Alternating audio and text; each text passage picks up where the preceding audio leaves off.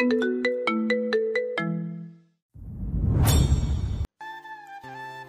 দিতে একটু মনে ছিল না মেহেরিন, এটা তোমারই। মেহেরিন খুলে দেখলো একটা পেন্ডেন্ট, সেখানে এম অক্ষর খোদাই করা, এম ফর মেহেরিন। পেন্ডেন্টটা কার ছিল আম্মা?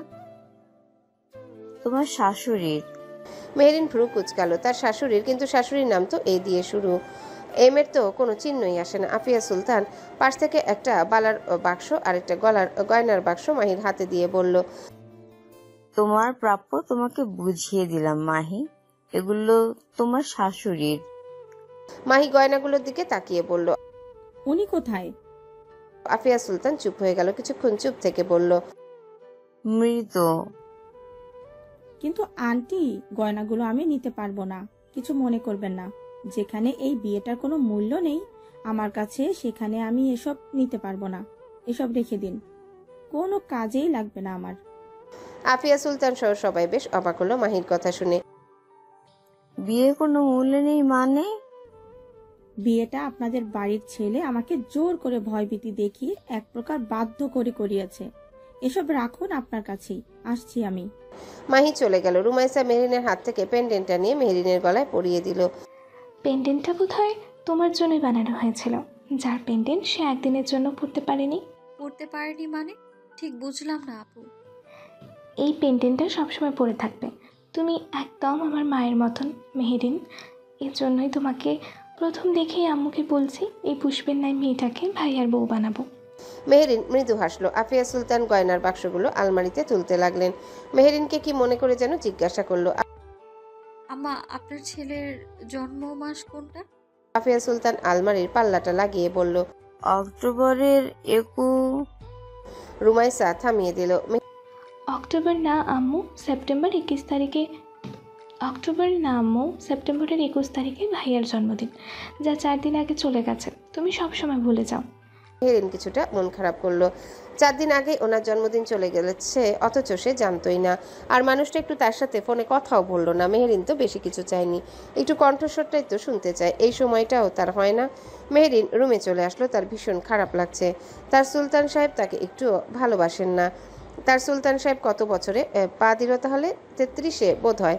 সোলেমান চাচার সাথে বাগানে বসে কফি খাচ্ছে। কফি খাওয়ার এক ফাঁকে সোলেমান বলল, বছরটা শেষ হলে আমি মেহরিনকে ঢাকা নিয়ে আসবো, আমার সাথেই রাখবো। বাসার সুলতান সাথে সাথে প্রশ্ন করলো, কেন? সোলেমান ভ্রু কুচকালো। কেন মানে? চাচা কি বুঝে না নাকি কেন বউ নিয়ে আসবে? ফ্রি ফায়ার খেলতে বউকে ঢাকায় নিয়ে আসবো, তোমারও খেলার ব্যবস্থা করবো।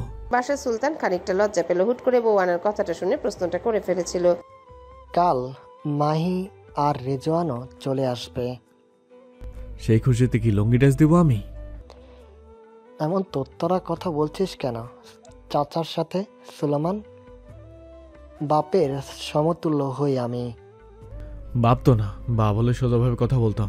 তুমি আমার চাচা হও, জানে জিকার। তোমার সাথে সোজা কথা বললে মনে হয় হসেনা কোনো বুড়ো ব্যাটার সাথে কথা বলছি আমি। রেজওয়ানকে রাজনীতিতে ঢুকালে কেমন হয়? সোলেমানের কপালে কঠিন ভাঁজ পড়ল। কেন, সুখে থাকতে কি ভূতে গিলাচ্ছে নাকি? আমাদের দল আরো ভারী হতো।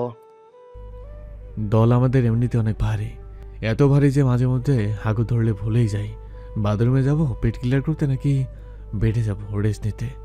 শুধু শুধু এই জনকে ঢুকিয়ে না, তখন দেখা যাবে এই জন চাঙ্গে আমরা রাজনীতির গাঙ্গে। এর থেকে বিজনেস সামলাক, এখন রুমে যাও, ঘুমাও। ঘুম না আসলে বাপের মতো ঘুমের ওষুধ খাইয়ে ঘুমাও। আমি এখন তোমার বউর সাথে প্রেমে আলাপ করবো, যা তোমার শোনা মোটেও কাম্য নয়। বাসার সুলতান চায়ের কাপ নিয়ে চলে গেল। সোলেমান ফোনটা পকেট থেকে বের করে রুমাইসাকে কল করলো। সেদিন আর মেহরিনের ফোনটা পাঠানো হয়নি। ফোনটা এখনো সোলেমানের রুমে পড়ে আছে। আইফোন 11 প্রো কিনেছে বউয়ের জন্য রাশিয়া থেকে কাস্টমাইজেশন করে, অথচ দিতে চেয়েছিল একটা নোকিয়া বাটন ফোন। রাশিয়ার বিলাসবহুল ব্র্যান্ড কেভিয়ারের iPhone 11 pro max Solarios Zenith edition. পুরো ফোনটার শরীর তৈরি করা হয়েছে 24 ক্যারেট খাঁটি সোনায়। গ্লাসের বদলে ব্যবহৃত হয়েছে উন্নত মানের সোনার শরীর। ফোনের পেছনে বসানো হয়েছে এক বিশাল সূর্যের আকৃতির যান্ত্রিক সোলার ঘড়ি। তার ভেতরে লেখা মেহরিন সুলতান, ওয়াইফ অফ নওয়াজ সোলেমান সুলতান। দাম বাংলাদেশি টাকায় 98 লাখ। 2020 সালে এই ফোনটাই দামি ফোনের প্রথম সারিতে ছিল। সোলেমান রুমাইসাকে কল লাগালো। রুমাইসা ঘুমাচ্ছিল। ভাইয়ের ফোন পেয়ে উঠে বসলো। সোলেমান সোজা বলে উঠল, মেহরিনকে দিয়ে আইফোনটা। রুমাইসার মেজাজটা তুঙ্কে। বউকে একটা ফোন কিনে দিতে পারে না, বোনকে তাদের পিয়ন বানিয়ে রেখেছে। রুমাইসা ঢুলো ঢুলো শরীরে মেহেরিনের রুমের দিকে গেল। ডার্ক রাস্টি ব্রাউন কালারের সালোয়ার কামিজ পরা মেহরিন জানালার সাদা পর্দায় হাত রাখে। আকাশের চারটা কালো মেঘে ঢাকা। এই বিষণ্ণ রাতে মেহরিন ভাঙা গলায় গেয়ে উঠল, কালা আমার বোঝে না রে, আমি যে তার রাই, তারে বিনা বিরহ হয়েতে জ্বলে পুড়ে ছাই। বাসি যে তার ডাকে না রে, কেমনে বাঁচি ছাড়া তারে। পরাণ কাঁদে তবু আমার দু চোখ কাঁদে না, ভাঙা মনে ভালোবাসা বাঁধে না। কয়েক কলি গেয়ে মেহেরিন থেমে গেল। ভালো লাগছে না, ইচ্ছে করছে সুলতান সাহেবের কাছে ছুটে যেতে। খাটের পাশে টেবিলে থাকা সোলেমানের ছবিটার দিকে একবার তাকালো, মুখে হাত রেখে ব্যস্ত হয়ে কাগজে কী সব যেন লিখছে। মেহেরিন ছবিটা তুলে নিল, ছবিটার উপর হাত বুলালো।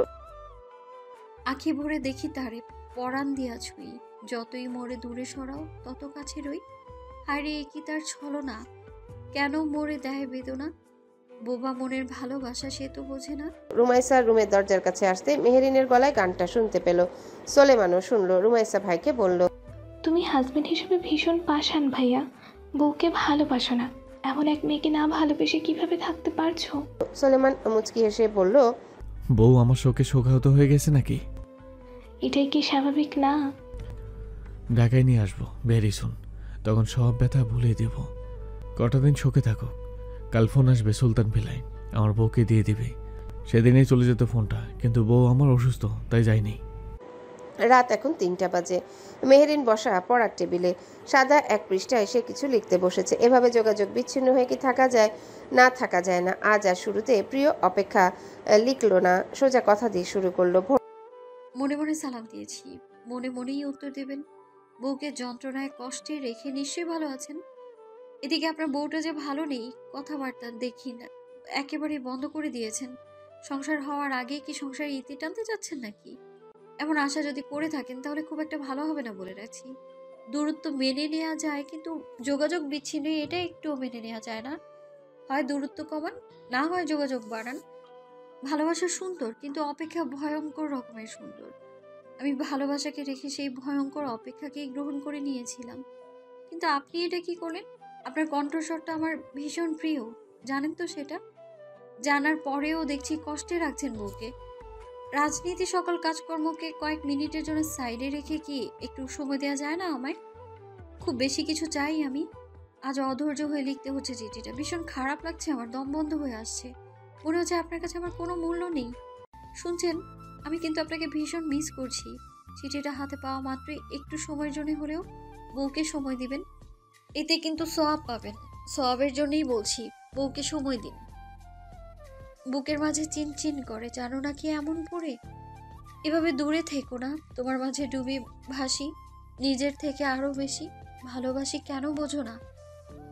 এতে অনিশ্চিত অপেক্ষায় অপেক্ষিত আমি। হলে চিঠিটা ডাকপিয়ন দিয়ে পাঠিয়ে দেয় মেহেরিন। মাহি এজওয়ান সকালে ব্রেকফাস্ট করে বেরিয়ে যায় ঢাকার উদ্দেশ্যে। বাড়িটা এখন সেই আগের মতন ফাঁকা হয়ে গেল। মেহেরিনের কি যেন মন খারাপ। মাহির সাথে এই কয়দিনে অনেকটা ভালো বন্ডিং হয়ে গিয়েছে। এজওয়ান তো মাহিকে সুলতান নিবাসে নিয়ে রাখছে, তাহলে মেহেরিনকে রাখলে ক্ষতি কি সুলতান সাহেবের? সবসময় শুধু কষ্ট দেওয়া ধান্দা লোকটার। দুপুর হতে সুলতান নিবাসে সোলেমানের নামে একটা চিঠি আসে। সোলেমান কেন যেন আন্দাজ করতে পেরেছিল চিঠিটা তার বইয়েরই হবে। চিঠিটা খুলে কথাটা মিলেই গেল, আসলেই তার বইয়ের চিঠি এটা। পুরো চিঠিটা পড়লো সোলেমান। বাপরে, প্রতিটা কথাতেই কি ধার। লেদা বইয়ের রাগ ভালোই লাগছে সোলেমানের। জবাবটা নয়, সেও তার বইয়ের ভাষায় চিঠিতেই দিবে। সুলতান নিবাসে ফিরেই মাহি ফ্রেশ হয়ে তার অ্যাপার্টমেন্টে চলে যায়। পেছন পেছন কুত্তার লেজের মতন এজওয়ানও এসেছে।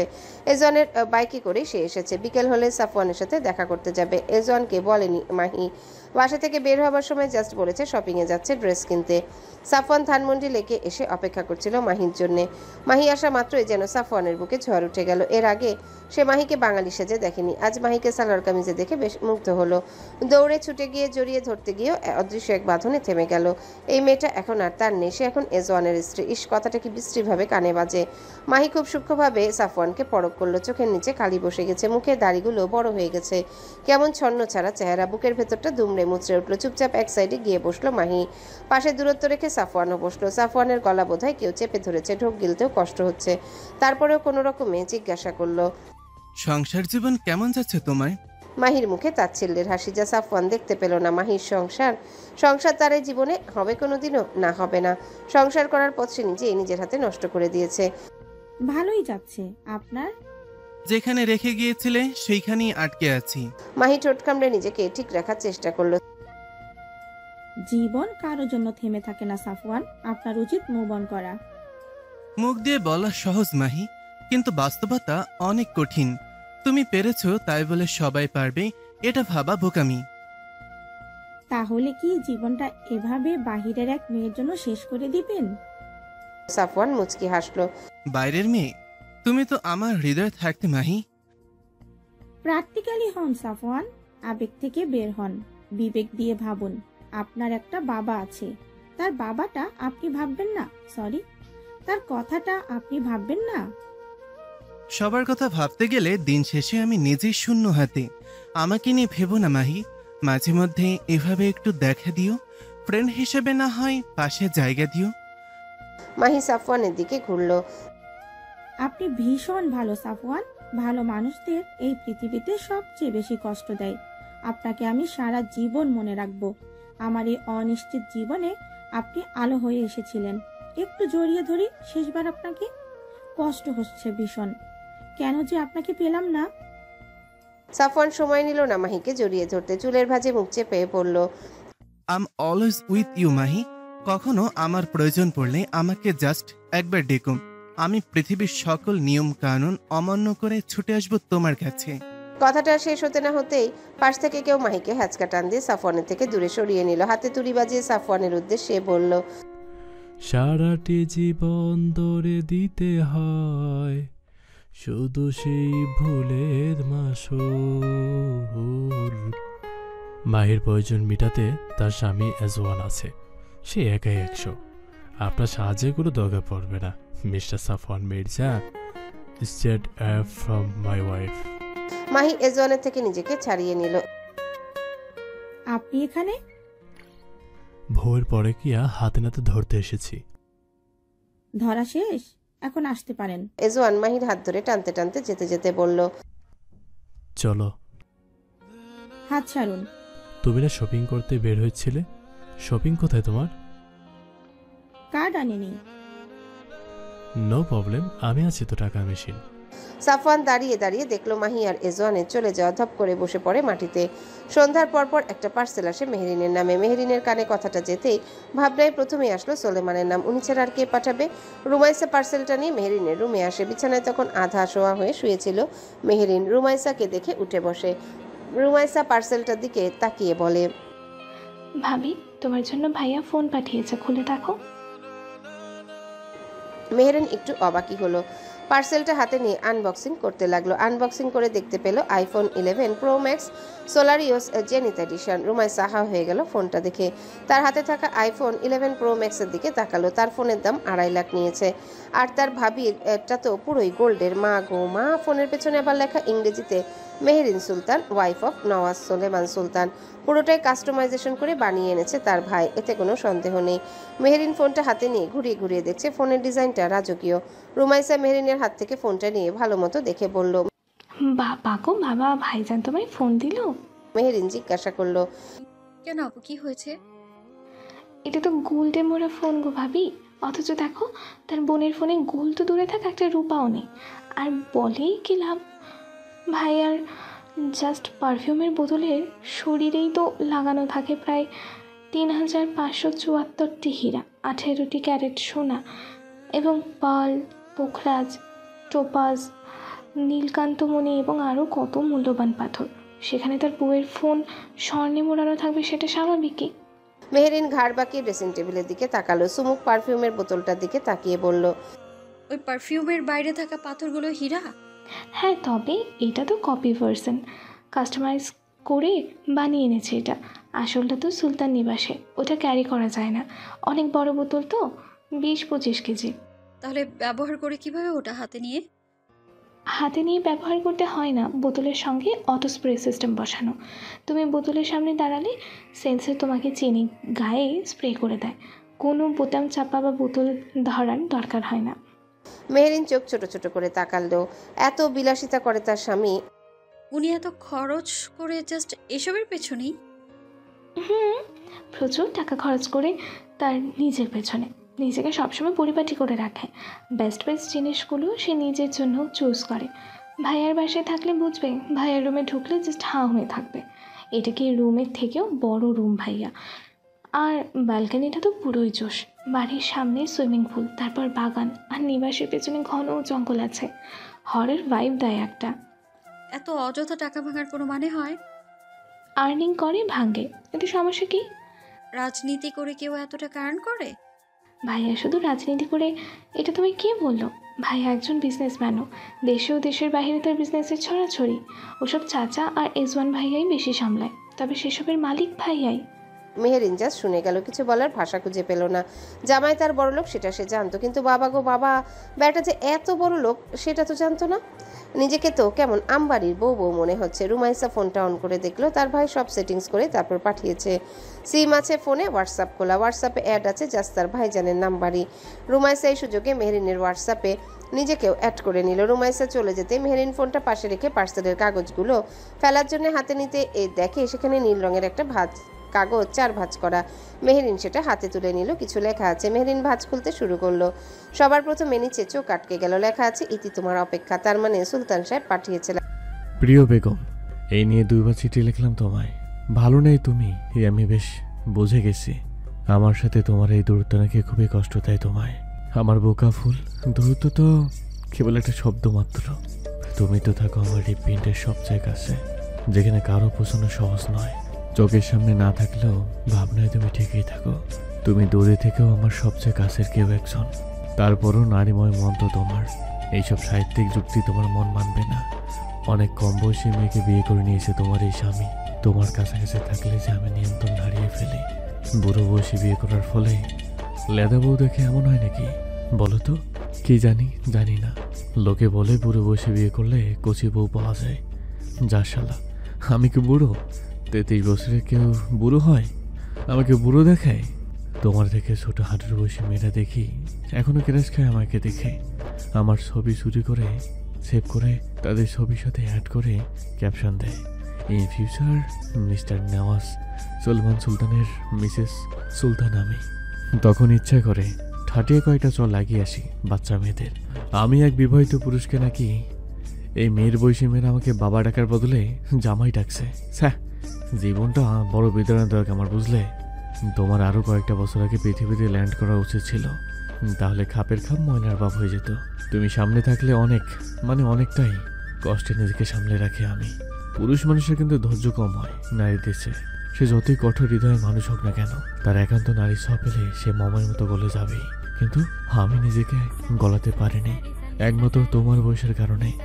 দেখা যাবে একটু শুলাম আর তুমি চিৎকার করে উঠলে, তখন আমার মান সম্মানের 12টা থেকে 13টা বেজে যাবে। বাড়ির সব বয়োজ্যেষ্ঠ লোকদের সামনে লজ্জায় মুখ তুলে ডাকতে পারবো না। এই যে তুমি রাতভর নিদ্রায় ডুবে থাকো, অথচ তোমার এই স্বামীর চোখে ঘুম আসে না। সেই নিদ্রাহীন হয়ে তাকিয়ে তাকিয়ে তোমায় দেখে রাতের পর রাত পার করিয়ে দেয়। ভোর হলেই ঘুমে নাটক করে তুমি উঠবে বলে। শুনলাম তুমি 18তে পদার্পণ করেছো, অথচ আমি জানার মাত্র চেষ্টা করিনি। জানার মতো অবস্থায় ছিলাম না। তোমার এমন দিনে জন্মদিন আসলো যে দিনটা চাইলেও আমি তোমায় নিয়ে উদযাপন করতে পারবো না। আমার লেদা বউটা এখন 18 বছরের, বড় হয়ে গেছে, কিন্তু এখন চাইলেও কাছে আসা যায়, নির্দ্বিধায় ছুঁয়ে দেওয়া যায়, কিছুটা বাজে হয়ে, তাই না? লেখাগুলো পড়ে মুসকে মুসকে হাসছো, তাই না? আমি এসেছি, আমি 33 বছরের একটা পুরুষ হয়ে তার লেদা বউকে চিঠি লিখছি। এটা চিঠি কি জানি না, মনে হয় না চিঠি। এটা তোমার স্বামীর অব্যক্ত অনুরক্তি, স্বীকারোক্তি। তোমায় বলার বাহুল্য, তোমার স্বামীর জীবনটা অনেকটা জটিল। তোমার স্বামীর জীবনটা অনেকটাই জটিল। সেই জটিলতার মাঝ পেছে আমি কখনো পড়তে দিব না তোমাকে, আই প্রমিস। তুমি আমার বউ পাখি, আমার বোবা ফুল, আমার অর্ধাঙ্গিনী, আমার জবা ফুল। I want to complete my all chapter with you. Would you like to? আমার ভিতর ও বাহিরে, অন্তরে অন্তরে হাসো তুমি হৃদয় সুরে। ইতি তোমার অপেক্ষা। লেখাটা মেহেরিন চিঠিটা পড়ে মুচকি হাসলো। সাথে সাথে হোয়াটসঅ্যাপে মেসেজ আসলো। বউজানের মনটা ভালো হয়ে গেছে। মেহেরিন টাইপ করলো, ভীষণ। রাত ভরে তাহলে প্রেম করা যাক আজকে থেকে। মেহেরিন হেসে লিখলো, কেন নয়? এজন মাহিকে নিয়ে এসেছে বসুন্ধরা শপিং মলে। লেডিস কালেকশনের দিকে গিয়ে বলল, যা পছন্দ হয় নিয়ে নাও। আমি বলেছি তো আমি কার্ড আনিনি। তোমার জামাই টাকা আছে কোন বাল ফালাতে? তুমি না ফুলালে ফুলাবে কে? কথা কম বলে ফাস্ট কেনাকাটা করো। আমি বাসায় গিয়ে টাকা ট্রান্সফার করে দেব। এই শর্তে রাজি থাকলে আমি শপিং করব। I have no problem sweetheart. Mahi বেছে বেছে 4-5টা 3 পিস নিয়ে নিল। বিল পে করার সময় এজওয়ান মাহির দিকে তার ক্রেডিট কার্ডটা বাড়িয়ে দিয়ে বলল, বলো তো এই কার্ড আর আমার মধ্যে মিল কিসের? মাহি একবার কার্ডের দিকে তাকিয়ে এজওয়ানের দিকে তাকালো। কোনো মিলই পাচ্ছি না। আপনি একটা মানুষ হিসাবে অমানুষ, আর এটা একটা প্লাস্টিক কার্ড যা মানুষের থেকেও বেশি উপকারী। বেয়াদব বউ, আমি আর কার্ড দুটোই আনকাউন্টেবল। না তুমি এই কার্ড থেকে টাকা গুনে শেষ করতে পারবে, আর না আমার ভালোবাসার পরিমাণ তুমি মেপে শেষ করতে পারবে। দুটাই ইনফিনিট। মাহি কার্ডটা হাতে নিয়ে বলল, আপনাকে তো কোনো কাজকর্ম করতে দেখি না, সারাদিন বাড়ির ভেতরে থাকেন, তাহলে এত টাকা আপনার অ্যাকাউন্টে কিভাবে? বাপ ভাইয়ের টাকা সব। আরে তরিকুলের বেটি, এগুলো তো শ্বশুর ভাসুদের টাকা না, এগুলো তোর স্বামীর টাকা। ব্ল্যাক মানি সব। পিওর সাদা মানি। বের করে দেখো, সব চকচকা ফসফসা টাকা বের হবে। কথা ঘোরাবেন না, বলুন আপনার এত টাকা পয়সা কি করেন আপনি? সন্ধ্যা হলে শাহবাগের মোড়ে গিয়ে সিদ্ধ ডিম বিক্রি করি, সেখান থেকেই এত টাকা মালিক আমি। মস্করা করছেন আমার সাথে? তুমি কি আমার বেআইন লাগো যে মস্করা করব? তাহলে এত টাকা কি করে? এজওয়ান মুখটা মাহির কানের কাছে নিয়ে ফিসফিস করে বলল, স্মাগলিং করি। কবুতরের ছাও, কুত্তার ছাও, কালসাপের ছাও জয়েন করবে আমার বিজনেসে। 25% শেয়ার দেবো তোমাকে, রাজি হয়ে যাও। খানা পিনা দেশ বিদেশে টোর সব ফ্রি। মাহি বিরক্ত হলো, বিলটা পে করে চলে আসলো। অক্টোবর মাসটা যেন আস্ত একটা সাদা চাদরের মতন। অক্টোবর বলি মনটা কেমন যেন নরম হয়ে যায়। জানি না কেন এই মাসটা আসলেই অন্যরকম লাগে। নরম আলো, নীল আকাশ আর দিগন্ত জোড়া কাশফুলের ভেতর কোথাও যেন হারিয়ে যেতে ইচ্ছা করে। আবহাওয়া তখন ভারহীন, বাতাসে থাকে এক ধরনের শান্ত গন্ধ। সকালে জানালা খুললেই ঠান্ডা ঠান্ডা হাওয়া এসে গালে লেগে যায়। আর দূরে মাঠের কিনারায় নদীর ধারে থাকা কাশফুল সাদা তুলোর মতো দুলে দুলে হাসে। কি যে ভালো লাগে মেহরিনের তখন। তবে সুলতান সাহেবের সাথে রোজ 3 বেলা করে কথা তো হচ্ছে, মধ্যরাত অবধিও কথা বলা হয়। কখনো তো মেহরিন কলে থাকাকালীনই ঘুমিয়ে যায়। বেচারা সোলেমান হ্যালো হ্যালো করতেই থাকে। আজ হালকা কুয়াশা পড়েছে। মেহরিন নামাজ শেষ করে জানালা খুলে বাহিরে তাকালো। কি স্নিগ্ধ পরিবেশ, মনটা খুশি হয়ে গেল প্রকৃতিটা দেখেই। ফটাফট রান্নাঘরে ঢুকে চা বানিয়ে ফেললো। কেউ উঠেনি এখন। মেহরিন কেতলিতে চা রেখে নিজের জন্য 1 কাপ নিয়ে রুমে আসলো। ব্যালকনিতে বসে চা খাবে আর এই মুহূর্তটা ফিল করবে। এজওয়ান রাতে আর তার ফোনটা চেক করে দেখে নিজে মাহি কত টাকা শপিং করেছিল। এখন মেসেজ চেক করে দেখে মাত্র 25,000 টাকা শেষ করেছে। ফকিন্নির গোষ্ঠী তরিকুলের বেটি মাত্র 25,000 টাকা শপিং করেছে। ছি, মান সম্মান আর রাখলো না। এসব ফকিন্নি নিয়ে শপিং মলে যাওয়া যাবে না। আর কোথায় লাখ লাখ টাকার শপিং করবে তা না। মাহি ব্যালকনিতে দাঁড়িয়ে কফি খাচ্ছে। এজওয়ান পাশে দাঁড়িয়ে বলল, এই ফকিন্নি শোনো। মাহি ভ্রু কুঁচকে এজওয়ানের দিকে তাকালো। কি বললেন? বললাম শোনো। তার আগের শব্দটা কি ছিল? ফকিন্নি। সুন্দর না নামটা? তোমার সাথে খুব সুইট করে। আমাকে আপনার ফকিন্নি মনে হয়? আগে মনে হতো না, গতকাল থেকে শিওর হলাম তুমি আসলে একটা ফকিন্নি। মাহি রুমে এসে তার ফোনটা নিয়ে বলল, আপনার ব্যাংক অ্যাকাউন্ট নম্বর বলুন, আপনার টাকাগুলো ব্যাক দেব। 24 ঘন্টাও হয়নি 25,000 টাকা ধার দিয়েছেন, এর ভেতরেও খোটা দেওয়া সারা। ছোট লোক কোথাকার। এজওয়ানের কপাল কুঁচকে আসলো। সে কখন খোটা দিল টাকার? তার টাকা মানেই তো তার বউয়ের টাকা। খোটা কখন দিলাম তোমায়? ফকিন্নি বললেন কেন? আমি কিনতে চেয়েছিলাম, বলিনি কার্ড আনিনি। আরে আমি কি ওটার জন্য ফকিন্নি বলছি নাকি? তাহলে কোন সুখে ফকিন্নি বললেন আমায়? তোমায় আমি আমার নিজেকে সহ আমার কার্ডটাই দিয়ে দিয়েছিলাম, কিন্তু তুমি আমাকে ইনটেক রেখে আমার কার্ড ইউজ করলে, তাও মাত্র 25,000 টাকা। এত ছোট লোক কেন করলে? তুমি চাইলে সব শপিং মহলে সব জামা কাপড় কিনতে পারতে। আমাকে কি আপনার আখাইয়া মনে হয়? হোয়াট ইজ আখাইয়া? আপনার মাথা। তাড়াতাড়ি ব্যাংক অ্যাকাউন্ট নম্বর বলুন। আই লাভ ইউ বলো, তারপর আমার জ্যাঙ্গের সাইজ নাম্বার বলছি, একটা কিনে দিও। মাহি চোখ মুখ কুঁচকে ফেললো। ইয়াক, বেয়াদব বেটা, নষ্টা মুখ। তোমারই তো। একদম দূরে থাকুন। এজন দুহাত মেলে দিয়ে বলল, কাছে আসো না। একদম না। আমাদের হানিমুনে যাওয়া উচিত মাহি। কিসের হানিমুন? কোথাও যাব না। তোমার মতামত শুনতে চাইছি আমি। বাবার সাথে পরামর্শ করে আসি। ওয়েট, বলু বেটার কি দাদার ডাক শুনতে ইচ্ছে করে না নাকি? এজওয়ান একটা সিগারেট ধরিয়ে বাশা সুলতানের কাছে আসলো। বাশা সুলতান বাগানে বসে চা খাচ্ছে। এজওয়ান পাশে বসলো। বাশা সুলতানের নাকে সিগারেটের গন্ধ আসতেই চোখ মুখ কুচকে বলল, দেখতেছিস তো চা খাচ্ছি, মুখের সামনে এসে সিগারেট না খেলে কি হয় না? এজওয়ান বাপের মুখে সরাসরি ধোঁয়া ছেড়ে দিয়ে বলল। না, হয় না। বাশা সুলতান এজওয়ানকে বিড়বিড় করে বেয়াদব বলে মুখের সামনে থেকে ধোঁয়া সরাতে সরাতেই বলল, আমি তোর বাপ হই, কোনো সমাবেশী বন্ধু না। So what? বউকে জ্বালানো শেষ, এখন আসছিস আমাকে জ্বালাতে? কি বলবি বল। বয়স হচ্ছে তো। বাশা সুলতান নিজেকে ঘুরে ঘুরে দেখে বলল, খুব বেশি বয়সের লাগে আমাকে?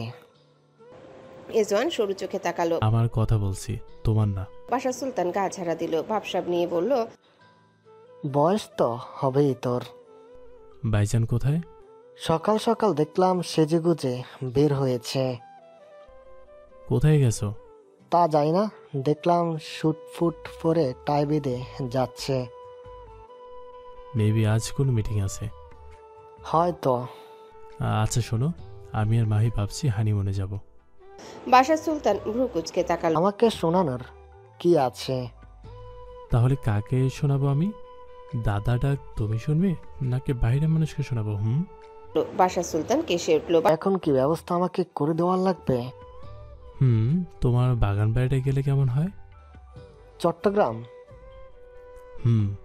তাহলে আমার একটা শর্তে রাজি হয়ে যা। কি শর্ত? রাজনীতিতে ঢুক, সামনে সুলেমান মন্ত্রী হলে এমপির জায়গায় তো কাউকে লাগবে। তুই এখন থেকে ঢুকলে হতে পারবি। কেন, ইব্রাহিম ভাই আছে তো। বাশা সুলতান চোখ পাকিয়ে তাকালো। সুলতান বংশের ছেলে তুই, Ibrahim mayor.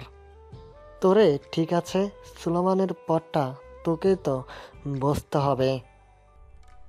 Sorry, I have no interest. Business সামলাচ্ছি, সেটাই যথেষ্ট। এজওয়ান চলে গেল। বাশা সুলতান বিরক্ত হলো। এই ছেলের সাথে কথা বলা মানে গাধার সাথে বকবক করে নিজের মুখটাই ব্যথা করা। ইব্রাহিম আর ইমন আজ সামনাসামনি বসে নাস্তা করছে। ইব্রাহিম ছুরি দিয়ে চিকেন কাটছে আর ইমনকে বারবার দেখছে, কিছু বলতে চাইছে কিন্তু বিষয়টা কেমন দেখাবে সেটা ভেবেই চুপ হয়ে যাচ্ছে। কিন্তু কৌতূহল দমিয়ে রাখা যাচ্ছে না। গলা ঝেড়ে ইব্রাহিম প্রশ্ন করেই ফেলল, ইমন, তোমার আর উর্মির বিয়ে কবে? কথাটা কানে আসতে খাবার আটকে গেল ইমনের। বিষম খেয়ে অবস্থা খারাপ হয়ে গেল। ইব্রাহিম তড়িঘড়ি করে পানির গ্লাসটা এগিয়ে দিল। ইমন একবারে পুরো পানিটা খেয়ে শেষ করলো। বড় বড় করে দম নিয়ে ইব্রাহিমের দিকে তাকালো। ঠিক আছো তুমি? ইমন টিস্যু দিয়ে মুখ মুছে বলল, এখনই তো মেরে ফেলছেন স্যার আমায়। ইব্রাহিম চুপসে যাওয়া মুখ নিয়ে বলল, কি এমন বললাম যে এটা বলছো? ভালোবাসো, বিয়ে তো করবে একদিন, লজ্জা পাওয়ার কি আছে? স্যার আপনার কথা ভুল হচ্ছে, উর্মি আমার হবু বউ, তাই তো? আস্তাগফিরুল্লাহ, নাউজুবিল্লাহ। স্যার কি বলছেন এসব? উর্মি আমার বোন। কাজিন, তাই না? কাজিন কাজিন তো আজ আহরহ বিয়ে স্যার উর্মি আমার মায়ের পেটের বোন, আপনি কিসব বলছেন এসব? উর্মি তোমার মায়ের পেটের বোন? কিন্তু আপনি উর্মিকে চিনেন কি করে? উর্মি তো মেহেরিনের বেস্ট ফ্রেন্ড। কিন্তু আপনি মেহরিনকেই বা কিভাবে চিনেন? না, চেনার কি আছে, মেহেরিন তো সোলেমানের বউ।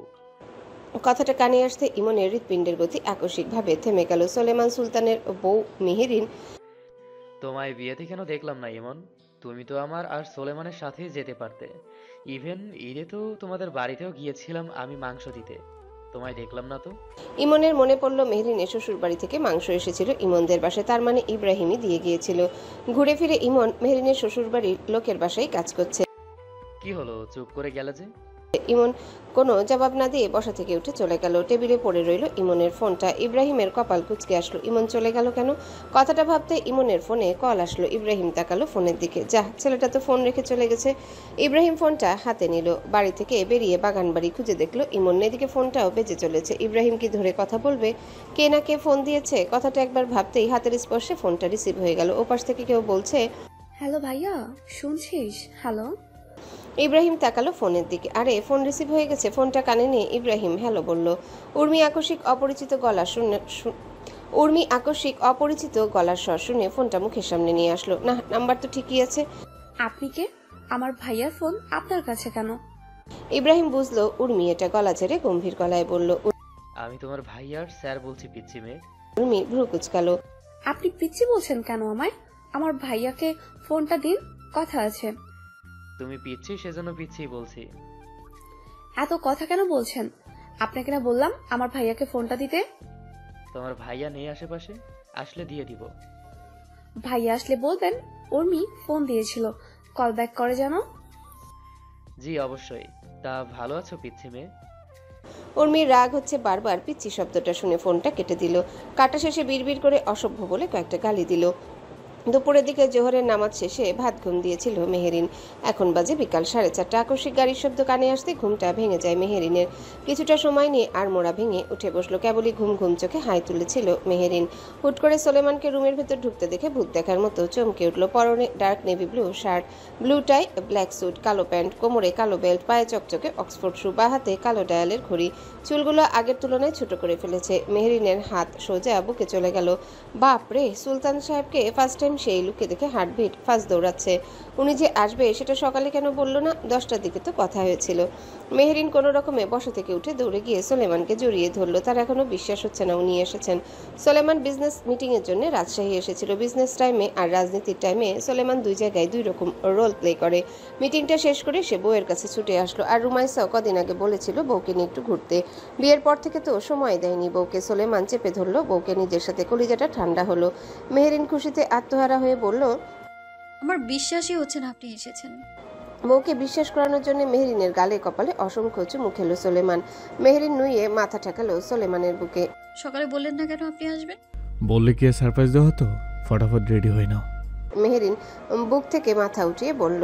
কেন? সোলেমান মেহেরিনের নাকের সাথে নাক ছুঁয়ে দিয়ে বলল, একান্তই কিছুটা টাইম পাস করা যাক। বিয়ের পর তো বড়ের সাথে ঘোরাঘুরি করার সময় পাওনি, তাই আজ লেতা বউকে নিয়ে ঘুরবো আমি। সত্যি? কোথায় যাব আমরা? ঠিক করে নি, আগে রেডি হতো। মেহেরিন আলমারি খুলে জামা কাপড় দেখতে লাগলো। বুঝতেছে না কি পরবে। কি পরবো? সোলেমান এগিয়ে এসে বলল, শাড়ি সামলাতে পারো? পারি। আচ্ছা তাহলে শাড়ি পরো। মেহেরিন অফ হোয়াইট কালারের শাড়িটা বের করে সোলেমানকে বলল। আপনি একটু বাইরে যান। সোলেমান টান টান হয়ে দাঁড়িয়ে বলল, কেন? চেঞ্জ করব তো। আমার সামনেই করো, আমি তোর পর পুরুষ নই। মেহেরিন চোখ খিচে বলল, লজ্জায় মরেই যাব আমি, প্লিজ। বাইরে যেতে পারবো না, উল্টো ঘুরে দাঁড়াচ্ছি। হাতে তোমার জাস্ট 10 মিনিটস, এর ভেতরে যা করার করবে তুমি। সোলেমান রুমের দরজাটা লাগিয়ে পিছু ফিরে হাত ঘড়িতে সময় দেখতে লাগলো। মেহেরিন তড়িঘড়ি করে ড্রেসটা চেঞ্জ করে ব্লাউজ পেটিকোট পরে শাড়ি জড়িয়ে নিল। কিন্তু কুচি দেওয়ার আগে সোলেমান ঘুরে দাঁড়ালো। মেহেরিন হকচকিয়ে গেল সোলেমানের ফেরায়। আমার হয়নি।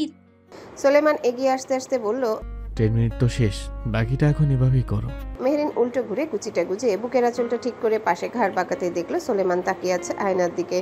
আয়নায় স্পষ্ট দেখা যাচ্ছে মেহেরিনকে। লজ্জায় পড়ে গেল মেহেরিন। শেষ?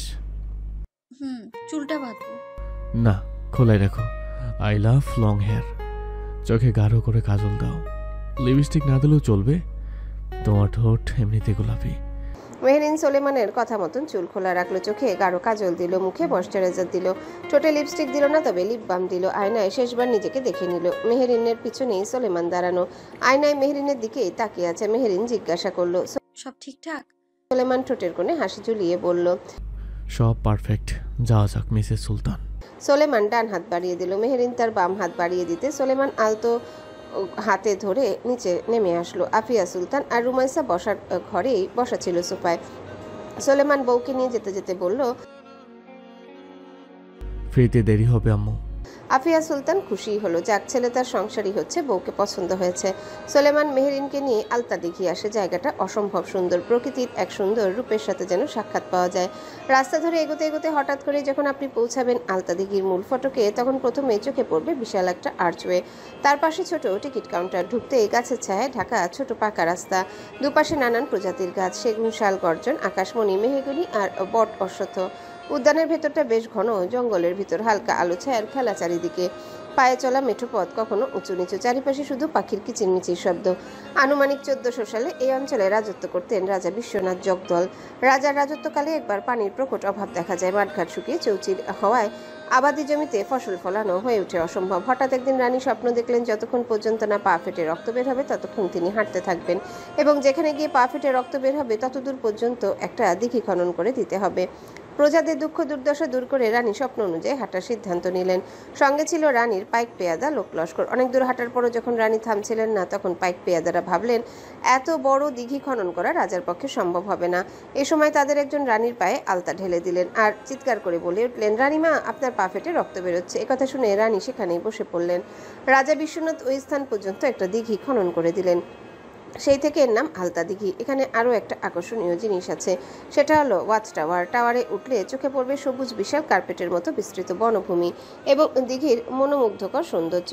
বাতাসে দোল খাওয়া গাছের পাতার পাখিদের উড়ে বেড়ানোর দৃশ্য। টাওয়ারে ওঠার কিছুটা কষ্টসাধ্য হলেও একবার চূড়ায় পৌঁছালে সব ক্লান্তি ভুলে যায়। সোলেমান মেহেরিনকে নিয়ে ওয়াচ টাওয়ারে চূড়ায় উঠেছে। এক হাতে মেহেরিনকে জড়িয়ে ধরে রেখে আরেক হাত পকেটে গুজে রেখেছে। মেহেরিন জাপটে জড়িয়ে ধরে রেখেছে সোলেমানকে। তার তো আজ ঈদ লাগছে, মুগ্ধ হয়ে সবটা দেখছে। বেশ কিছুক্ষণই টাওয়ারের চূড়ায় থেকে তারপর মেঠো পথ দিয়ে হাঁটলো সোলেমান মেহেরিন একে অপরের হাত ধরে। চারিপাশের লোকজন বারবার তাকাচ্ছিল যুগলবন্দি কাপড়ের দিকে। পাশ থেকে প্রশংসার ফুল ঝুরিও শোনা যাচ্ছিল। লোকজন একে অপরকে বলছে, দেখ দেখ, লোকটা কি হ্যান্ডসাম, একদম কোরিয়ান ড্রামা নায়কদের মতো। পাশের জন বলছে, মেয়েটাকেও দেখ কি সুন্দর মানিয়েছে, কি লম্বা চুল, একদম মেড ফর ইচ আদার। সন্ধ্যার আগ দিয়ে আলতা দিঘি থেকে বের হয়ে রেস্টুরেন্টের উদ্দেশ্যে যায়। সেখানে ডিনার সেরে তারপর বাড়ি ফিরবে। সোলেমান মেহরিনের সিট বেল্টটা বেঁধে দিল। চারিদিকে আধার নেমে এসেছে, রাস্তাঘাট একটু নিরিবিলি হয়ে এসেছে, আকাশটাও কালো হয়ে এসেছে, হয়তো বৃষ্টি নামবে। সোলেমান গাড়ি ড্রাইভ করছে। মেহরিন বারবার আর চোখে সোলেমানকে দেখে চলেছে। গাড়ির ভিতর জ্বলতে থাকা আলোয় মেহরিনকে আকর্ষণীয় লাগছে। এভাবে আর চোখে তাকিয়ে থাকলে গাড়ি চালানো যায় নাকি? সোলেমান এক হাতে ড্রাইভ করে আরেক হাত দিয়ে মেহরিনের সিট বেল্টটা খুলে নিয়ে মেহরিনকে হ্যাচকা টান দিয়ে বুকের উপর এনে ফেলে মাথায় চুমু খেয়ে বলল, এই লাদা বউ। মেহরিন ভড়কে যায় আকস্মিক এমন করায়। সোলেমান এক হাত মেহরিনের শাড়ি ভেদ করে উন্মুক্ত কোমরে বিচরণ করছে, সেই হাত খামচে ধরল মেহরিন। সোলেমান জোরে ব্রেক কষলো, দাঁত চেপে বলল, হাত সরাও লাদা বউ। মেহরিন হাত সরিয়ে ফেলল। সোলেমান মেহরিনকে আরও নিজের সাথে চেপে নিয়ে এক হাত মেহরিনের গালে রাখলো। মেহরিনের শরীর কাঁপছে, ঠোঁট কাঁপছে। সোলেমান সেই কম্পিত ঠোঁটের দিকে তাকিয়ে আছে। শরীরের উত্তেজনা কেমন যেন বেড়ে গেল। নিজেকে নিজের মধ্যে আটকে রাখাই যাচ্ছে না। নিজের বউ তো, পরনারী তো আর না। এত আটকে রেখে কি হবে নিজেকে? আর কত সাধু পুরুষ সেজে থাকবে সে? সোলেমান মেহরিনের ঠোঁটের দিকে নিজের ঠোঁটে গিয়ে নেয়। দুজনের শরীরই অসম্ভব কাঁপছে, নিঃশ্বাস দ্রুত ফেলছে। সোলেমান চোখটা বন্ধ করে মেহরিনের ঠোঁট নিজের দখলে নিয়ে নিল। আর তখনই পেছন থেকে গুলি ছোড়ার শব্দ ভেসে আসলো। নওগাঁ ছাড়িয়ে জয়পুরহাটের রেল গেট পার হচ্ছে সোলেমান ফুল স্পিডে গাড়ি চালিয়ে। পেছনের 4-5টা বাইক থেকে অনবরত গুলি ছোড়া হচ্ছে। রাগে সোলেমানের কপালের রগ ফুলে আছে, দাঁত কামড়াচ্ছে। মেহরিন আতঙ্কিত, গলা শুকিয়ে আসছে। একবার পেছনে তাকাচ্ছে তো আরেকবার সামনে। সোলেমানের গাড়ি চালানো দেখে মেহরিন অলরেডি তার কলিজাটা হাতে নিয়ে বসে আছে। মারাত্মক রকমের স্পিডে চলছে গাড়ি। মেহরিন সোলেমানের শার্ট খামচে ধরে জিজ্ঞাসা করলো, ওরা কারা সুলতান সাহেব? ওভাবে গুলি ছুড়ছে কেন? সোলেমান ড্রাইভ করতে করতে বলল, আমার জাত শত্রু ওরা। আমি যে মেঙ্গেল সেটা ওদের সহ্য হয়নি, সেজন্য হিংসায় জ্বলে পুড়ে সারকার হচ্ছিল বলে গুলি ছুড়ছে ওরা। এর মধ্যে সোলেমানের ফোন আসলো। গাড়ি ছুটে চলেছে তখন আক্কেলপুর বাইপাস হয়ে আদমদিঘি, তারপর পিচঢালা রাস্তা পেরিয়ে পৌঁছে বগুড়া শহরের বাইপাস রোডে। রাস্তায় তখনও কিছু ব্যাটারি চালিত রিক্সা, ভ্যান ঘুম ঘুম ভাবে চলাফেরা করছে। প্রায় 6-7টা ফোন কল। সোলেমান বিরক্ত হয়ে ফোনটা রিসিভ করে ব্লুটুথটা কানে নিয়ে বলল, ফোন দিয়ে দিয়ে জ্বালিয়ে মারছিস কেন তোরা? ফোন রাখ। ওপাশ থেকে রেস্টুরেন্টের মালিক বলল, স্যার, আমাদের সব অ্যারেঞ্জ করা শেষ, আপনি আসবেন কখন? সোলেমান দাঁত চেপে বলল, ট্রেনে বেশি ফিরিয়ে আগে তারপর আসছি বউ নিয়ে। জ্বালাস না আর, ড্রাইভ করতে দে। একটা মোড়ে এসে বাইকাররা গুলি ছোড়ে, আবার এক রাউন্ড গুলি ছুটে যায় বাম পাশের দরজা ঘেঁষে। সোলেমান জোরে ব্রেক কষে ডান দিকে গিয়ার ঘোরায়। গাড়ি ছুটে চলে ধুনট হয়ে কাজীপুর। রাস্তা সরু, কিন্তু ট্রাফিক নেই বললেই চলে। সোলেমানের গাড়ির গতি 120 থেকে 130-এর কাছাকাছি। সোলেমান ড্যাশবোর্ড থেকে কোল্ট 1911টা বের করে গাড়ির জানালা দিয়ে ওই সব বাইকগুলোর দিকে পাল্টা গুলি বর্ষণ করে। মেহেরিন চমকে উঠল স্বামীর হাতে হ্যান্ডগান দেখে। সোলেমান মেহেরিনের এই চমকানি দেখে বলল, লাইসেন্স প্রাপ্ত এটা, ভয় পেও না। মেহেরিন ভয়ার্ত চেহারায় বারবার পেছনে তাকাচ্ছে। এখন 4টা বাইক, একটা বোধহয় সোলেমানের ছোড়া গুলিতে গুলিবিদ্ধ হয়েছে।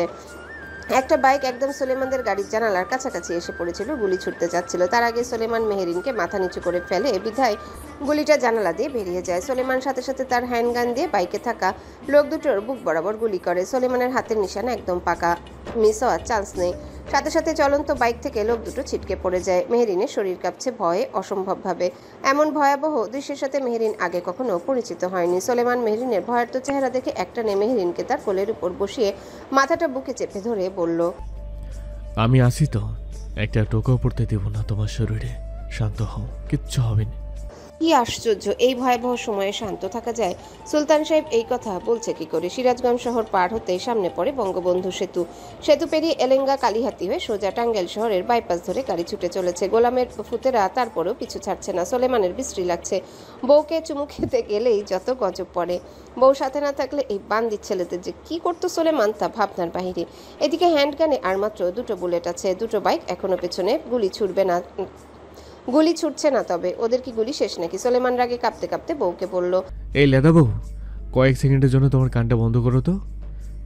শহরের বাচ্চাদের কয়েকটা বাংলা ভাষায় গালি দিয়ে নেই। এই মুডে আসলে মাঙ্গের নাতিদের শুধু গজব পড়ে। সোলেমান গাড়ির সাইড আয়নায় বাইকগুলোর দিকে তাকিয়ে বলল, শহরের বাচ্চারা, কুত্তার বাচ্চারা, আমার রোমাঞ্চে তোরা বাধা দিচ্ছিস না? একটা চুমুর পালাই তোমরা আমাকে খেতে দিসনি ঠিকঠাক মতো। জাস্ট প্রেরণা বেছে ফেরি। তোদের টুনটুনি কেটে আমি যদি কুত্তা দিয়ে না খাওয়াই, তাহলে আমার নামও নওয়াজ সোলেমান সুলতান না। এবার গাড়িটা ঘাটাল হয়ে গোপালপুরের দিকে ঢুকে। রাস্তার পাশের গাছে ঘন বন। এখানে রাস্তাটা একটু ঝাঁকুনি দেয়। মেহেরিন আরও শক্ত করে চেপে ধরে সোলেমানকে। গাড়িটা মধুপুর থেকে ছুটে চলে ঈশ্বরদী হয়ে শেরপুর শহর। রাত এখন 11টা বাজে। পাহাড়ের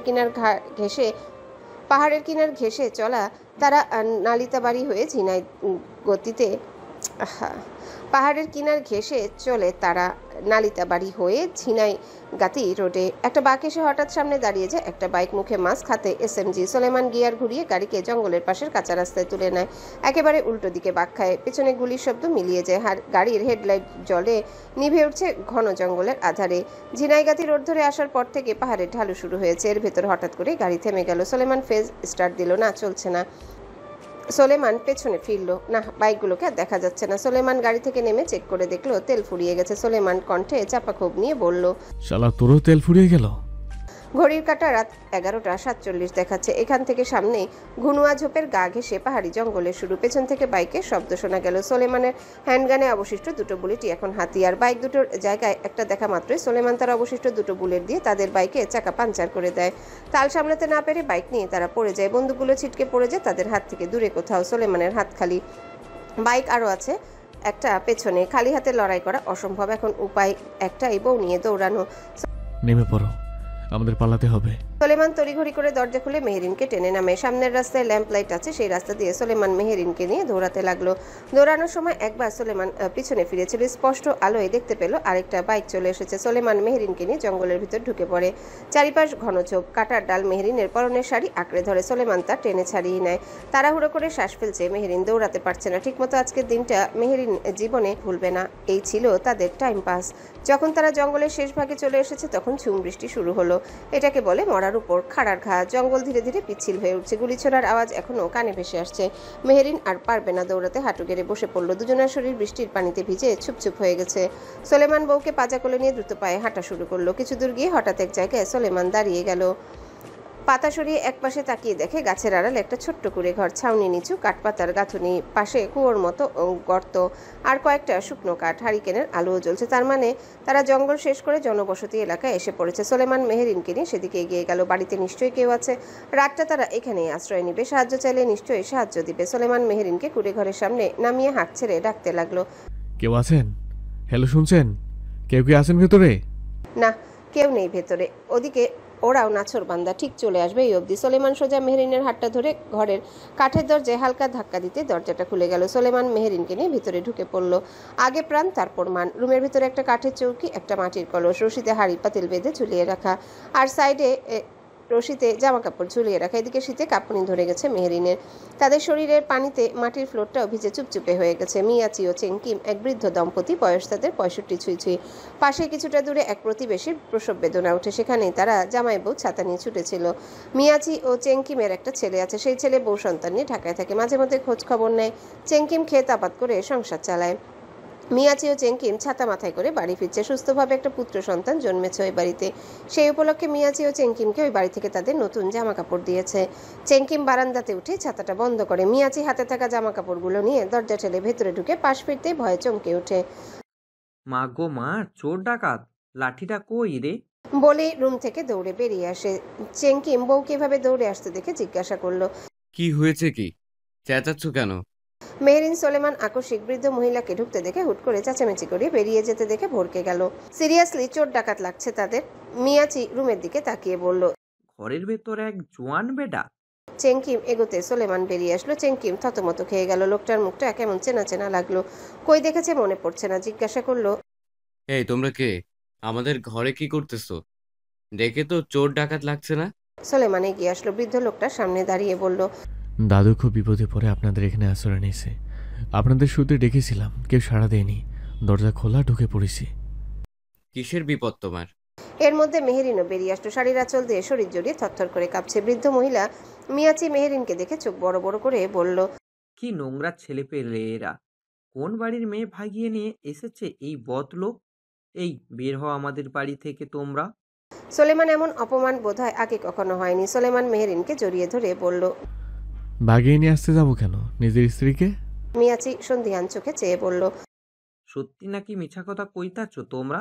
কেন বলবো? সন্দেহ হলে বিয়ে পড়িয়ে দেন। তা তোমরা কেরা? কিসের বিপদ আইছিল তোমাগো? সোলেমান সব খুলে বলল তাদের। সব শুনে মহিলা আশ্চর্য হয়ে বলল, তুমি কি বদলোক নাকি? তোমার পিছনে মানুষে বন্দুক নিয়ে দৌড়াবো কেন? সোলেমান হতাশ হলো। নিজের পরিচয় দেখে এবার বলতেই হল, আমি বদলোক না, আমি ঢাকার একজন এমপি। নিজের পরিচয় দেখি এবার বলতেই হবে। সোলেমান তার ঠিকানাও বলল। চেংকিমের মনে পড়লো এবার গত বছর ঢাকায় যাওয়ার পথে ব্যানারে এই লোকেরই ছবি দেখেছিল। তার ছেলে বলেছিল এর কথা। মিয়াচি আর কিছু বলতে চাইলে চেংকিম থামিয়ে দিয়ে বলল, থামো তো, আমি ওনারে চিনি। দেখছো ওরা বিপদে পড়ছে, এত কথা বলো না। তোমরা ভেজা জামা কাপড় পাল্টে নাও। কিন্তু শুকনো জামা কাপড় তো সাথে নেই। আমাদের পোশাক পরতে পারবা? সোলেমান লোকটার পরনে পোশাকের দিকে তাকালো। গারোদের সেই নির্দিষ্ট গান্ড জিমফং করা ওনার শরীরে। গান্ড মূলত গারো পুরুষদের ঐতিহ্যবাহী একটা পোশাক, কোমরে পেঁচিয়ে পরা হয়। আর জিমফং হলো একটা ছোট জ্যাকেট বা কোটের মতো। এসব সোলেমান পরতে পারবে না। চেংকিম বুঝলো পারবে না পরতে। ফের ছাতা মাথায় নিয়ে বেরিয়ে পড়লো। পাশে একটা বাঙালি বাড়ি আছে, ওখান থেকে প্যান্ট শার্ট এনে দিবে। মিয়াচি ভীষণ রেগে আছে মেহেরিন আর সোলেমানের উপর। এদের জন্য এখন আবার তার স্বামীকে বাহিরে যেতে লাগলো বৃষ্টি মাথায় করে। কেমন আর চোখে মেহেরিনকে দেখছে। মহিলার চোখের ধারে মেহেরিনের ভয় লাগতে শুরু করলো। মিনিট 10 পর চেংকিম আসলো, কালো প্যান্ট আর কালো টি শার্ট নিয়ে। সোলেমানের হাতে দিল পরার জন্য। সোলেমান সেটা হাতে নিয়ে ফের বলল, আমার বউর জন্য একটা ব্যবস্থা করে দিন, আমি সকালে আপনাদের টাকা দিয়ে দেবো। মিয়াচি রেগে বলল, এই বেটা, টাকার গরম দেখাও আমাদের। তারপর রুমে ঢুকে ডাকমান্দা আর জাইনসেম নিয়ে আসলো। ডাকমান্দা মূলত এক ধরনের লম্বা সুতোয় বোনা বা হাতের কাজ করা রঙিন কাপড়, সাধারণত 2 থেকে 3 গজ লম্বা হয়। আর জাইনসেম চাদরের মতন। সোলেমানের হাতে ধরিয়ে দিয়ে বলল, যাও জামাই বউ ঘরে ঢুইকা বদলাইয়া আসো জামা কাপড়। মেহেরিন ডাকমান্দাটা উল্টে পাল্টে দেখলো এই ছোট কাপড় কিভাবে পরে। ব্লাউজ কই এটার? পেটিকোটটা কই? মেহেরিন বিড়বিড় করে সোলেমানকে জিজ্ঞাসা করলো। এটা পরে কিভাবে? সোলেমান মিয়াচিকে বলল, শাড়ি নেই বা কামিজ? আমাকে কি তোমার বউয়ের মতন কুচি মনে হচ্ছে? শাড়ি পাবো কই আমি? তাহলে এটা পড়তে একটু সাহায্য করুন আমার বউকে। বউ তোমার সাহায্য করব আমি? কেমন বেটা ছাওয়াল তুমি? চেংকিম বউকে ধমক দিয়ে বলল, ওরা জানে না কি এটা কিভাবে পড়ে। তুমি ওনার বউকে একটু সাহায্য করো, মায়াটা শীতে কাঁপতেছে। জামাইয়ের কথা আবার পাই টু পাই মেনে চলে মিয়াচি। মেহরিনকে নিয়ে পোশাকটা পরিয়ে দিল, লাল টকটকে ব্লাউজ, তার উপর সেই 2 থেকে 3 গজের কাপড়টা কোমর থেকে পেঁচিয়ে বেঁধে দিল, নিচে পেটিকোট নেই। কি অদ্ভুত লাগছে মেহরিনের হতে সোলেমান পোশাক পাল্টে নিল। চেঙ্কিম তাদের খাওয়া দাওয়ার ব্যবস্থা করলো, মাছ আর সাদা ভাত। সোলেমান মেহরিনের পেটে ক্ষুধা থাকায় খেয়ে নিল। চেঙ্কিমের সাথে বেশ ভালোই বন্ডিং হয়ে গেল সোলেমানের। প্রথম অল্প কথার মনে হলেও খাওয়ার সময় বোঝা গেল উনি ভীষণ কথা বলে। চেঙ্কিমের আবার রাতে একটু লাল পানি খাওয়ার অভ্যাস আছে। চেঙ্কিম এক প্রকার জোর করে সোলেমানকেও খাইয়ে ছাড়লো, তার সাথে বারান্দায় বসে। মিয়াচি এখনো সন্ধিহান হয়ে মেহরিনকে জিজ্ঞাসা করছে, হাচাই তোমরা জামাই বউ? মেহরিন দীর্ঘ শ্বাস ফেলে বলল, জি। এখন ঘুমানোর পালা, অথচ শোয়ার রুম মাত্র একটাই। চেঙ্কিম বউকে নিয়ে বলল, তোমরা দরজা আটকে ঘুমাও, আমরা পাশের বাড়িতে যাচ্ছি ঘুমোতে। সোলেমান মাথা নেড়ে দরজা আটকে দিল। চেঙ্কিম বউকে নিয়ে বাড়ির বাহিরে আসতে দুটো হুডি পরা লোক তাদের জিজ্ঞাসা করলো, আপনারা একটা লোক আর একটা মেয়েকে দেখেছেন? কোথায়? মিয়াচি জিজ্ঞাসা করলো, এই তোরা কে রে? আমাদের কি ঠেকা নাকি কে গেল না গেল তা দেখার? চেঙ্কিম বউকে থামিয়ে দিয়ে বলল, হ্যাঁ দেখছি। কোথায়? ওই তো ওই রাস্তা দিয়ে দৌড়ে যাচ্ছিল। লোক দুটো ওই রাস্তা ধরে যেতে লাগলো। মিয়াচির রাগ হচ্ছে স্বামীর উপর। সোলেমান দরজা আটকে চৌকির কাছে আসলো, মাথাটা ঝিমঝিম করছে। বাংলা মত ছিল নাকি কে জানে, বুইরা বেটা বুইরা কালেও এসব খায়। মেহরিনের শরীরে হালকা জ্বর আসতে লাগলো। সোলেমান পাশে বসে মেহরিনের দিকে তাকালো। চেঙ্কিম থাকাকালীন পুরোটা সময় মেহরিন জাইনসেম দিয়ে শরীর ঢেকেছিল, এখন পা বেরিয়ে আছে। ডাকমান্দা কোমর থেকে হাঁটু নিচে অব্দি ঢাকে শরীরে, পুরো পা না। এখন চাদর সরে গিয়ে মেহরিনের ধবধবে ফর্সা পাটা বেরিয়ে আসছে, কি আকর্ষণীয় লাগছে। মেহরিন সোলেমানের দিকে তাকিয়েছিল, দৃষ্টি অনুসরণ করে নিজের দিকে তাকাতে আটকে উঠলো, তড়িঘড়ি করে পা ঢেকে নিল। রুমের এক কোণে শুধু একটা হারিকেন জ্বলছে। মিয়াচি পই পই করে বলে গেছে হারিকেনের তেল যেন না ফুরায়। সোলেমানের মনে নেই সে কথা, সে তো ঢোক গিলতে ব্যস্ত। মেহরিন শুয়ে পড়লো, তার পাশে সোলেমানও শুয়ে পড়লো। মেহরিনের শরীর ঘেঁষে, চৌকিটা ভীষণই ছোট। মেহরিনের উষ্ণ শরীরে ছোঁয়া লাগতে সোলেমানের শরীরে লোম দাঁড়িয়ে যায়। মেহরিন গুটি সুটি হয়ে সোলেমানের দিকে ফিরে বুকে মুখ গুজে টি শার্টের বুকের বোতাম এক হাত রাখলো। মেহরিনের গরম নিঃশ্বাস সোলেমানের বুকে আছড়ে পড়তে লাগলো। সোলেমান জোরে জোরে শ্বাস ছাড়লো। এভাবে থাকা যায়? সোলেমান বেশ কিছুক্ষণ এভাবে থেকে তারপর না পেরে উঠে বসলো। মেহরিনও উঠে বসলো, জিজ্ঞাসা করলো, কোনো সমস্যা হয়েছে আপনার? কথাটা কানে আসতে সোলেমান মেহরিনের দিকে ফিরে মেহরিনের কোমরটা টেনে কোলের উপর বসালো। মেহরিন ভরকে গেল। সোলেমান নেশানো চোখে চেয়ে আছে মেহরিনের ঠোঁটের দিকে। হৃদস্পন্দন দ্রুত, ঠোঁট শুকিয়ে আসছে, কিন্তু জিভে তৃষ্ণা। এই তৃষ্ণা তো পানীয়ের নয়। সোলেমান কোনো কথা ছাড়ে মেহরিনের ঠোঁটে ঠোঁট ডুবিয়ে দিল না। এবার আর কেউ বিরক্ত করলো না সোলেমানকে। তৃপ্তি মিটিয়ে ছাড়লো, কিন্তু এই তৃপ্তি যে কাল হয়ে দাঁড়ালো। সোলেমানের এখন ভীষণ বাজে কিছু করতে মন চাইছে, বাজে মানে খুব বাজে। মেহরিনের তুলতুলে নরম শরীরটার প্রতি লোভ জাগছে। মিনিট 20 পর মেহরিনের ঠোঁট ছেড়ে দিল সোলেমান। মেহরিন হাঁপাচ্ছে, কি ভয়ঙ্কর সময় ছিল 20টা মিনিট দম বন্ধ করে নেওয়ার মতন। সোলেমান গরমে হাঁসফাঁস করতে করতে পরনের টি শার্টটা খুলে ছুঁড়ে ফেলে দিল, অথচ বাহিরে এখন ঠান্ডা শীতল হাওয়া বইছে। সোলেমান মাথার চুল খামচে ধরে পায়চারি করতে লাগলো। কাম সারছে, নিজেকে তো কন্ট্রোলই করতে পারছে না সে। এখন যদি ভুলভাল কিছু করে তার দায় ভারকার। মেহরিন আচমকা সোলেমানকে এভাবে পায়চারি করতে দেখে সরু চোখে তাকালো। মেহরিনের ওই তাকানো দেখেই সোলেমানের শরীরের ভিতর কোথাও রক্তের প্রবাহ বেড়ে গেল। এটা একটা কোমল যন্ত্রণা হচ্ছে। সোলেমান আর না পেরে মেহরিনের কাছে আসলো, দুগালে হাত রেখে জোরে জোরে শ্বাস ফেলতে ফেলতে বলল, I can't control myself, Ledabo. I can't. I want you so badly, please. কি আশা করছেন আপনি আমার কাছে? তোমার সম্মতি? আমরা এখন কোথায় দেখেছেন? সোলেমান মেহরিনকে বিছানায় চেপে ধরে মেহরিনের গলায় মুখ ডুবিয়ে দিয়ে ফিসফিস করে বলল, I only know one thing. I want you right now. No matter what you are. কথাটা শেষ করে সোলেমান উন্মাদের মতো মেহরিনের ঠোঁটে, গালে, ঘাড়ে, কপালে চুমু খেলো। এদিকে মেহরিনের অবস্থা ক্রমশ খারাপ হচ্ছে। এই প্রথম এভাবে এত গভীরভাবে তার স্বামী তাকে ছুঁয়ে দিচ্ছে। সোলেমানের হুঁশ নেই বললেই চলে। সে মেহরিনের মাঝে আরো গভীরভাবে ডুবতে ব্যস্ত। সোলেমান আরো গাঢ়ভাবে কাছে আসলো। এই প্রথম অন্তরঙ্গতায় যেন মেহরিনের আত্মাটা বেরিয়ে আসতে চাইলো। ব্যথায় চোখ মুখ কুচকে ফেলেছে। সোলেমান বেশি ওয়াইল্ড হয়ে গেছে, তার অ্যাগ্রেসিভনেস আরো ভয়ঙ্কর হচ্ছে। মেহরিন বেশিক্ষণ সহ্য করতে পারলো না স্বামীর এই ভালোবাসা। কিছু সময় পার হতে জ্ঞান হারিয়ে ফেললো। মেহরিনের নিস্তব্ধতা দেখে হুঁশ আসলো সোলেমানের। বিছানা অলরেডি রক্তে ভিজে গেছে। মন চাচ্ছে সোলেমানের নিজেকে নিজে থাপড়াতে। সে আজ এত ভুল করছে কেন? সোলেমান সাথে সাথে মেহরিন থেকে সরে এসে মেহরিনের গালে হাত রেখে অস্থির গলায় মেহরিনকে ডাকলো, এই মেহরিন, লেদা বউ, আই এম সরি বউ। চোখ খোলো জান, সরি তো, আমি কন্ট্রোল করতে পারিনি বউ। শুনছো? ওঠো না জান, মেহেরিন উঠছে না। সোলেমানের এবার ভয় হতে লাগলো। কি করবে বুঝতেছে না, পাগল পাগল লাগছে। কি দরকার ছিল এসব করার, মাথায় কেন ছিল না বউ তার শারীরিকভাবে প্রস্তুত না এসবের জন্য। সোলেমান বাড়ি খুঁজে খুঁজে মিয়াচি ও চেঙ্কিমকে ডেকে নিয়ে আসলো। সোলেমান চাদর আগে সরিয়ে ফেলেছে। রাত বাজে এখন 3:30টার উপরে। মিয়াচি চোখ দিয়ে গিলে খাচ্ছে সোলেমানকে। সোলেমান লজ্জায় চোখে চোখ রাখতে পারছে না। পাশেই ডক্টরের বাড়ি হয়, বেশি বেগ পেতে হয়নি। চেঙ্কিম ডক্টরকে ডেকে এনেছিল। ডক্টর নিজেই লজ্জা পেয়ে গেল। সোলেমানকে জাস্ট বলে গেল, একটু ধীরে সুস্থে আগাও ইয়াং ম্যান, বেশি চাপ নিতে পারেনি তোমার বউ, তার উপর জ্বর ছিল শরীরে। ইস, কি যে লজ্জায় পড়তে হলো সোলেমানকে। শালার বউ ছুঁয়েও শান্তি নেই। মানুষজন জেনে যায়। ডাক্তার পেন কিলার আর জ্বরের ওষুধ দিয়ে গেল। মেহরিনের জ্ঞান ফিরলে যেন খাইয়ে দেওয়া হয়। মেহরিনের জ্ঞান ফিরলেও ভোরের দিকে শরীরে অসহ্য ব্যথা। চোখ মেলে সর্বপ্রথম নজরে আসলো স্বামীর মুখখানা। অস্থির অনুশোচনার চোখ মুখ নিয়ে তাকিয়ে আছে বউয়ের জ্ঞান ফেরার। সোলেমান 1 বছরে আর কাছে যাবে না বউয়ের। মিয়াচি মেহরিনকে ধরে উঠিয়ে বলল, মাইয়া জামাইরে আদর সুহাগ সহ্য করতে পারো না, জ্ঞান হারাই ফেলাও। চেঙ্কিম বাহিরে চলে গেছে আগে। সোলেমান বউয়ের কাছে আসলো। মিয়াচি চোখ দিয়ে গিলে খেয়ে আবার উপচিয়ে বের করে পড়ল, আহা গো, কি চিন্তা বউরের করা আগে মনে ছিল না? যেই তুলোর লাহান নরম বউ, এমন বউ তো আদর করতে হয় ধীরে সুস্থে। সোলেমান বিড়বিড় করে বলল, পুরুষ মানুষ হলে বুঝতেন কতটা অপারগ হয়ে এমনটা করে ফেলেছি। মিয়াচি মেহরিনকে ধরে নিয়ে কলপারে নিয়ে গোসল করতে বলল। মেহরিন গোসল করে তার আগের অফ হোয়াইট শাড়িটা পরে নিল। মিয়াচি সোলেমানকেও বলল গোসল সেরে নিতে। সোলেমানও গোসল সেরে নিয়ে রুমে এসে দেখলো মিয়াচি চৌকির পাশ থেকে সেই চাদরটা উঠাচ্ছে। কাম সারছে, এখন আবার এটা নিয়ে কথা শোনাবে। সোলেমান পেছনে ফিরে চলে যেতে নিলে মিয়াচি বলে উঠল, দেখছো নি কারবার, আমার বিছানার চাদরটারেও ছাড়ে নাই বেডায়, এখন এটা ধুইবে কে? সোলেমান সরু চোখে তাকিয়ে বলল, আমি আপনাকে রুম ভর্তি চাদর কিনে দেবো, প্লিজ আর কিছু বললেন না। মিয়াচি চাদরটা নিয়ে বাহিরে চলে আসলো। সোলেমান বউয়ের পাশে বসলো। চোখ তুলে তাকাতে পারছে না বউয়ের দিকে। মেহরিন লজ্জায় মরে যাচ্ছে। ছিছি, তাদের এই প্রাইভেট মুহূর্তের কথাও লোক জানাজানি হয়ে গেল। চেঙ্কিম দোকান থেকে পরোটার ডাল নিয়ে এসেছে। সোলেমান মেহরিনকে পরোটা ডাল খাইয়ে মেডিসিন খাইয়ে দিল।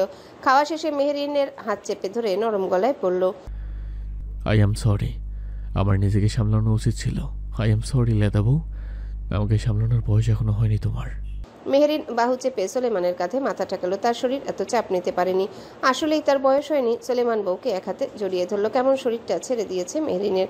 সোলেমান মাথায় চুমুকে পকেট থেকে ফোনটা বের করলো। সুইচ অফ হয়ে গিয়েছিল। ফোনটা ওপেন করতে ইব্রাহিম এজওয়ানের 56টা কল ভেসে উঠল স্ক্রিনে। সোলেমান ডাটা অন হতে ইব্রাহিমের মেসেজ ভেসে আসলো, এই সোলেমান, তুই কাকে নিয়ে ভেগে গেছিস ভাই? ফোন ধর। নিউজ পাড়া তো পুরাই যাচ্ছে তাই ছড়াচ্ছে। সোলেমান ফেসবুকে ঢুকলো। ঢোকার সাথে সাথেই প্রথমেই দেখতে পেল একটা নিউজ চ্যানেলের ক্যাপশনটাই ছিল, ঢাকা 8-এর 181 নং আসনের এমপি নওয়াজ সুলেমান সুলতান এক মেয়েকে নিয়ে পালিয়েছে। ক্যাপশনের নিচেই সোলেমান তার বউয়ের দৌড়ানোর ছবি। মেহরিনের মুখ দেখা যাচ্ছে না। সোলেমান দৌড়ানোর সময় যে পিছনে ফিরেছিল একবার সেই ছবিটা দেওয়া।